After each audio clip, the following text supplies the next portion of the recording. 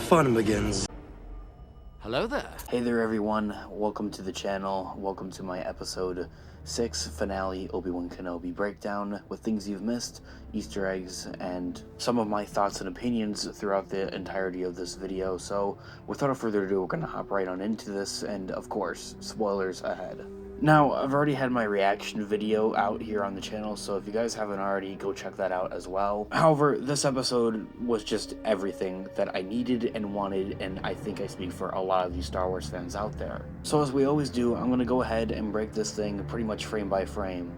We start off with Reva back on Tatooine in search of Owen Lars, who has Luke Skywalker. Mind you, she still has her stab wound from the previous episode, and I'm not entirely sure on how she was able to get off that planet. Maybe there was another ship in the hangar or something like that. And we know that her motive now, well, at least as we learned throughout the rest of this episode, is to find Luke Skywalker and just straight up kill him. This is definitely done more out of spite on Kenobi's ends of things, because Vader doesn't even know that Luke Skywalker exists. Vader, upon the Imperial Star Destroyer with the Grand Inquisitor, are still on after this rebel crew here that had taken off from Jabin, as we saw at the end of episode 5 as well. Definitely, of course, this Star Destroyer could have set out TIE fighters and just taken the ship down that way, but Vader doesn't do this because, well, he wants Kenobi alive and he wants to take him out himself, even with the efforts of trying to disable the ship as well. Now, to be honest with you guys, this whole beginning part here with, you know, Kenobi going back and forth with Leia and Roken felt a little drawn out here and there, but yeah, they eventually got through it and over it. Yeah, and they don't want him to, you know, sacrifice himself or anything like that as well. However, to me, it just felt a little too much drawn out, but I think it was still fine at the end of the day. Definitely like Roken's character. I am hoping that we get to see some more of him in the future Star Wars, maybe in the Andor show for sure. He could definitely show up somewhere in there. The only thing that doesn't really make a whole lot of sense to me as of right now is, you know, Leia and Kenobi have such a relationship now. They've been together throughout the entirety of this series, so Leia definitely cares about him, and for anybody upon that ship, she, out of all people, definitely does not want Kenobi to go away from them. However, as we later do see on within A New Hope, she doesn't really, I guess, mind him all that much. Maybe her mind does get wiped, but that's something that would be explored in the season 2. Then again, she's like 10 years old, so you probably don't really remember a whole lot from when you're 10. I mean, at least I speak for myself. I don't remember a lot when I was 10. We then go back to Tatooine, where we find a young Luke Skywalker and Owen Lars in some, I don't know, shop or something like that, and the guy that had been interrogated by Reva at the beginning of the episode comes to warn Uncle Owen and Luke Skywalker. He's definitely a real one for that. Kenobi at this point puts his foot down and says that he's going, and pretty much everybody just has to suck it up. Despite him playing such a small role throughout the rest of this series and this overall season 1 here, I loved Hajjaj's character. He definitely brought a bit of humor to the table here, but he was also well respected and emotionally attached to Kenobi as well. They were kind of like friends. I kind of hope that we get to see some more Kenobi and Hajjaj, but definitely Hajjaj as well. Having this whole thing with Aunt Beru, Uncle Owen, and Luke Skywalker and Reva on Tatooine is kind of paralleling against with what's happening with Kenobi on his ship and later on with his duel in Vader, which I really like. It adds to the intensity of the finale here, even though we kind of know what happens with plot armor of A New Hope and the original trilogy. I don't know, maybe it's just me, but this whole sequence really does help like pick up the overall show here, especially with Kenobi still going to the planet here to fight and face Vader. And honestly, with them being such iconic characters ever since 1977's A New Hope, and them not really even playing such a substantial role in A New Hope because, well, they kind of died like early on, it was really cool to see Aunt Beru and Uncle Owen in action in this episode. Also, the relationship here between the Grand Inquisitor and Vader, you see it coming kind of more and more to fruition here. The Grand Inquisitor is unsettling and just wants to take out this entirety of these early on rebels instead of just Kenobi. However, as we know, Vader has his other motives and wants sincerely his former master. In the previous episode of episode 5, when the Grand Inquisitor is revealed to still be alive, I don't know, maybe it's just the way that the two were standing next to each other, but they definitely seem to be pals. The night then falls on Tatooine, and this is when Reva makes her appearance at the Lars homestead. Interesting that they lie to Luke, but of course this is kind of for his protection as really a child at that, and they tell him that it's just Tusken Raiders that are out and about. Don't get me wrong, Tusken Raiders, at least in this time period of Star Wars, are still very dangerous, and are definitely a threat to many people, but they're kind of like a normal thing. It's kind of better hearing that Tusken Raiders are coming than like a Sith or Reva, an Inquisitor. Even though it was just Kenobi aboard the ship and Vader wants him alive, I still found it interesting that the Star Destroyer was like still trying to shoot at his ship. I don't know, just me. This is probably my only gripe with this episode, is that the concept art depicts Kenobi and Vader dueling on Mustafar, and from far away you couldn't really tell if this planet was Mustafar. However, as we later learn, it's not. It's a lot like Exegol from The Rise of Skywalker, very rocky. Kenobi lands there, and he also brings Leia's droid Lola. I think he does this for the pure reason of that it's a motive for him to survive this duel, get out, and see Leia again to return the droid to her. I found it a little interesting that Vader didn't maybe bring the Grand Inquisitor with him down to the planet in an effort to make this duel a little bit more easy. However, that's just kind of what the dark side of the Force really is. They're smothered in emotions and just blinded by it. So of course Vader thinks that he can take Kenobi alone, which honestly he very well could and should have at this time period. Of course, Aunt Beru and Uncle Owen, this whole thing is going on during the same time as Kenobi and Vader's duel here, and they're really going through it. It's interesting to watch. It adds to the intensity of the show, but as I had mentioned earlier on, there's no real stakes to really be set here because of the original trilogy and its plot armor. Vader arrives on the planet's surface with Kenobi, and really no time is wasted before their duel begins and embarks. I'm not even really sure, I can't really remember if they share a few words, but they've just jumped right on into it. The duel of the century, the rematch of the century. Also, this shot right here looks absolutely phenomenal. I want that as a poster. So does this shot right here. I mean, the entirety, I believe that the cinematography of this duel and the choreography really is amazing and on par with the prequels in my own thoughts and opinions. Of course, it goes without saying, it's very cool to re-see that type of stuff. It can be somewhat difficult to see a little bit here, but I believe that there's a little bit of development here with Obi Wan and his overall combat skills here of training with the lightsaber. Much like we see within the Mandalorian universe and within the Book of Boba Fett, it's really just a matter of remembering, and that's kind of what applied here with Kenobi as well that applied to Grogu as we saw in the Book of Boba Fett. These skills and these things, they kind of come back naturally. It's kind of like muscle memory at that. I mean, you can even see how confident Kenobi really is by dueling with one hand at times. So does Vader. However, as you will see later on in the fight here with Vader, is that things get a little bit more serious here, and he goes from using one hand to using both of his hands. The use of force powers as well as dueling is something unmatched, and something I believe we haven't really seen all that much since the prequels. It kind of flows naturally, and it just kind of feels a part of the really overall duel. No hate towards the sequels or anything like that, of course, but when it comes to those types of force powers being used during a duel, it's something that they take extra time to really try to do. They for sure have a more difficult time using their force powers, and it goes with reasoning. However, I digress here. One interesting concept and fan theory I've already been seeing going around quite a bit about this episode is that when Kenobi gets absolutely smothered in rocks by Vader, he uses his force powers, of course, to break free by having these visions and flashbacks and motives going back to Leia and a young Luke Skywalker. However, as I mentioned earlier on in the video, he's simply being smothered by emotions, something often used by the dark side. So when Kenobi was using those visions and emotions to break free from this pile of rocks, was he tapping into the dark side of the Force? Let me know in the comments down below. The rest of the duel, of course, is on par and looks absolutely amazing with choreography, cinematography, of course, everything just looks amazing and on par. And I do have one other question about this overall duel, is that from a line that we hear in 1977's A New Hope, from when Vader and Obi-Wan duel on the Death Star. Obi-Wan, we meet again at last. The circle is now complete. When I left you, I was but the learner. Now I am the master. The clip I just showed right here from Star Wars A New Hope, Vader clearly says, "When I left you," and that proposes my curiosity and the question, and a theory at that, if you will, supplying more evidence to if there could be a potential season 2.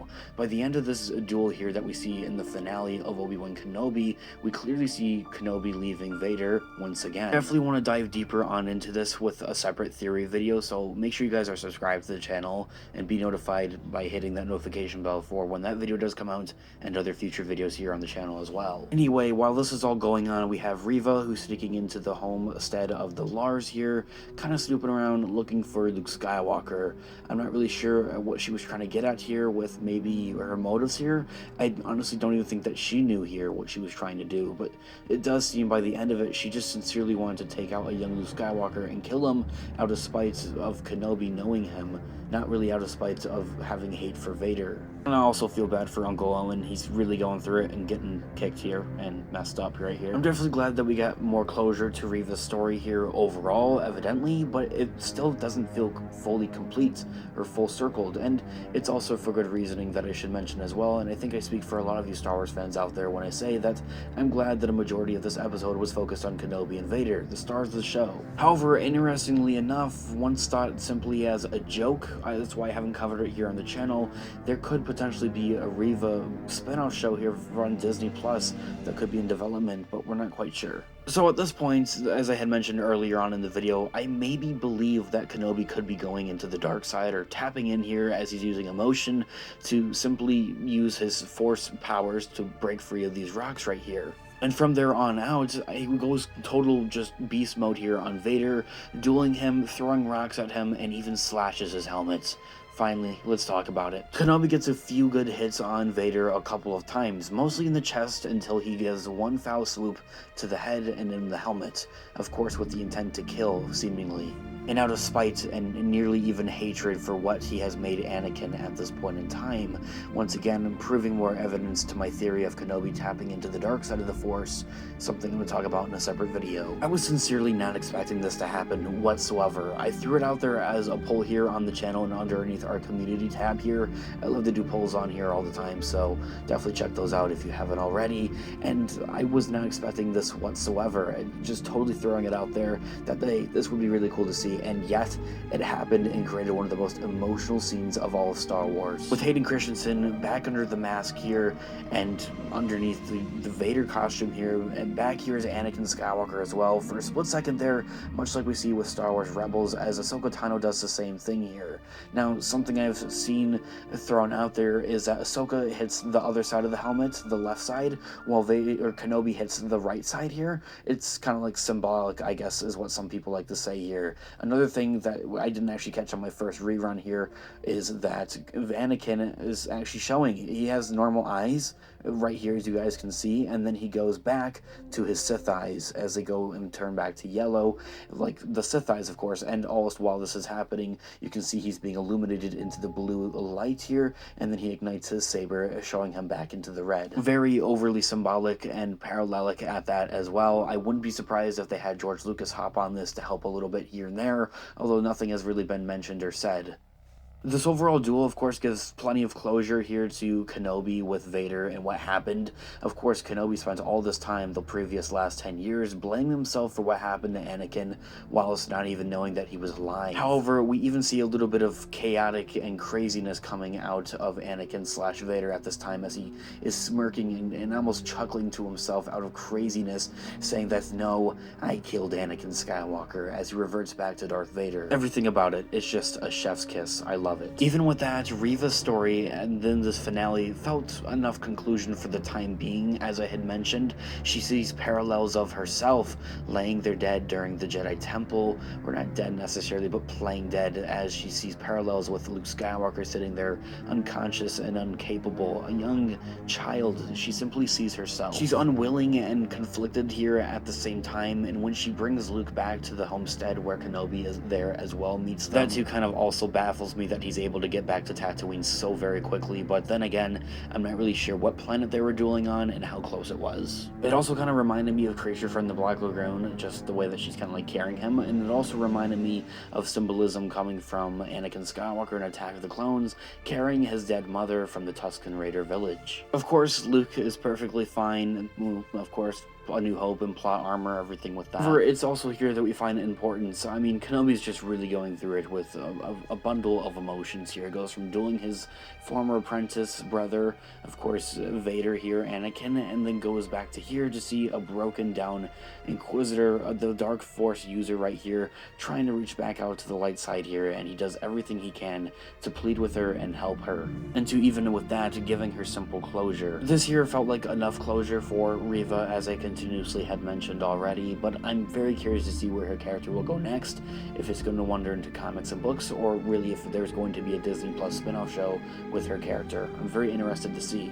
We head back to Vader's castle on Mustafar, and finally Ian McDiarmid back as Emperor Palpatine. It was so very cool, and I love how they even made him look closer to what he kind of looks like in the original trilogy. He looks different from when we saw him in the prequels, and of course Ian McDiarmid has aged since we've seen him in the sequels as well, back as Palpatine in The Rise of Skywalker. However, I just baffled at the idea that Vader could simply let it go. He says that Kenobi is simply nothing, but of course we know that he's still holding on to these emotions because he's smothered in the dark side of the Force. It also kind of goes to show the things that Vader hides from Palpatine, his master, so it does kind of raise the question of Starkiller maybe being his apprentice, maybe coming the canon and being a thing here, and there's been more supply to evidence that's kind of gone throughout the entirety of this series of the Obi Wan Kenobi show with different references and little bits of Easter eggs, something I want to talk about in a separate video. There's definitely so much more to come with Vader and even maybe potentially Kenobi. It's really a lot like Star Wars A New Hope, the first movie, where they give everything kind of closure,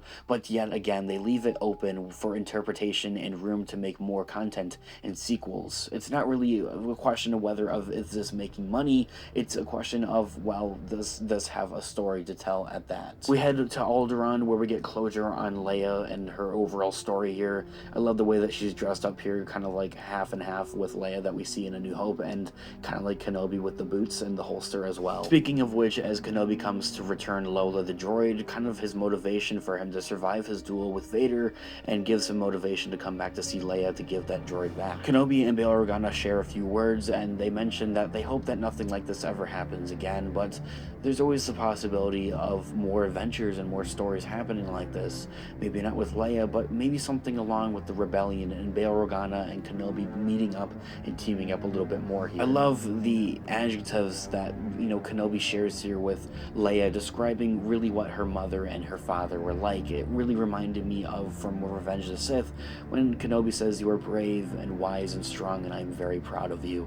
Very emotional, and I loved it. Then again, Leia's like 10 years old, so she probably really won't remember any of it. It's just, I guess, wholesome closure for Kenobi, really. From there, we see Kenobi head back to Tatooine, where he cleans out his old cave home, and I'm assuming that he's going to go ahead and move into the home that we see him living in later on in A New Hope, which is more homey. Very nice, of course. We also see him wearing these robes that look more similar to the ones that he's wearing in Revenge of the Sith. Not sure if they did that on purpose or if it's to show like that, yeah, they're like the same ones. I don't know. On the way out, he goes to stop and check on Owen and how they're all doing, especially after that rough night with Reva. I also really like the idea that, Owen really opens up to Kenobi, what he's done for their family, the way he's looking after them, and all that type of stuff. He's becoming more, I guess, open to him, of course, and I'm kind of curious to see if they're going to continue that type of relationship throughout books and comics, and even a potential Obi Wan Kenobi Season 2, where, of course, Owen goes to even invite Kenobi to really meet the boy, really meet Luke Skywalker for the first time, where he drops the amazing line of, "Hello there." I literally just sat there and screamed. I was like, dude, that's hilariously awesome. Also, the fact, because it's not even really that much of a prequel meme, it's also just kind of like Obi-Wan Kenobi. It's the first thing he says in the original trilogy in A New Hope. He simply says hello there to R2. Kenobi wanders off into the desert to presumably his new home, where we see him, I'm pretty sure this might be Beggar's Canyon that we see with the pod racing in The Phantom Menace, where we see the one, the only, finally long-awaited Qui-Gon Jinn, with Liam Neeson reprising his role. Now, oddly enough, Liam Neeson wasn't actually credited in the credits after the episode here, so I'm curious, maybe they forgot, maybe it's like a deep fake or something, but even if it was a deep fake, I think that they still kind of have to credit him for like using his face and that type of stuff. Anyway, it's so cool to see Liam Neeson back. He honestly doesn't look like he aged whatsoever, but of course there's so much cool de-aging technology out there that's been used recently, especially here for Star Wars with Luke Skywalker, Anakin Skywalker now, and now Qui-Gon Jinn. It's so very cool. And from there, of course, as we know that Qui-Gon Jinn's going to go ahead, talk a little bit more here with Kenobi, back and forth, and teach him the ways of the Force and how to really become a Force ghost that we see later on in the original trilogy. I loved everything about this episode, about this series.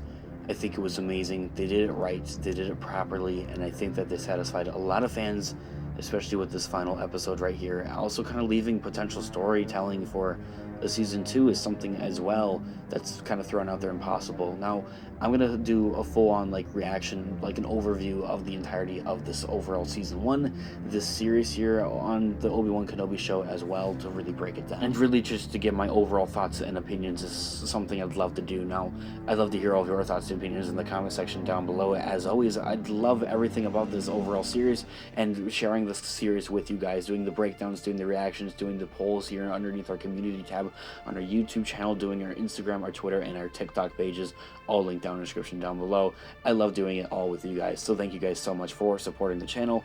Of course, I want to know your thoughts and opinions in the comment section down below. As I had mentioned, what do you guys think here about the overall Kenobi show here, and furthermore, what do you think about this episode? Let me know your thoughts and opinions in the comment section down below. Leave a like on the video if you did enjoy it, as it really does help with the channel, and check out our Instagram on Official Star Wars for more Star Wars related content, link down in the description down below. As always, guys, I'm going to catch you guys in the next video. Have a great day or night. May the Force be with you. Peace out.